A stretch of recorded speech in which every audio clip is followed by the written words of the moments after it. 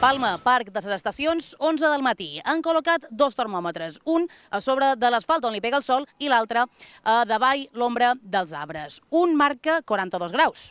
I a pocs metres davall l'ombra dels arbres, el termòmetre marca 29,8 graus. És una diferència tèrmica de pràcticament 13 graus de temperatura en qüestió de 6 metres. L'urbanisme afecta el clima. Els edificis alts i els carrers estrets no deixen circular l'aire i materials com l'asfalt o el ciment retenen la calor, incrementant fins a 10 graus la temperatura a les ciutats.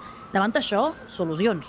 En la ciutat ja construïda, millorar l'herbolat, millorar els paviments, intentar sempre utilitzar colors clars que no absorbeixen la radiació, fomentar l'ús del cotxe elèctric en aquest cas. Les xarxes de refugis climàtics són clau per protegir la població davant les onades de calor. Són espais gratuïts i accessibles que garanteixen espai climatitzat sense haver de consumir.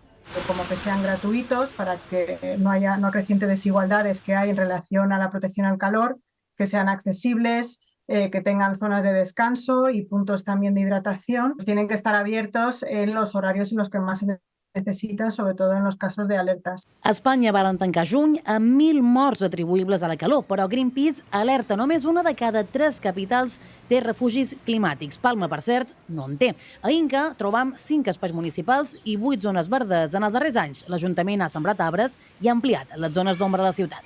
Pèrgoles de manera artificial, a través, sobretot, de materials durs, com pugui ser ferro, alumini, i que ara el que estan fent és cobrir-los amb materials com, per exemple, el canyís, que és un producte de proximitat. Els experts insisteixen, cal adaptar les ciutats al canvi climàtic.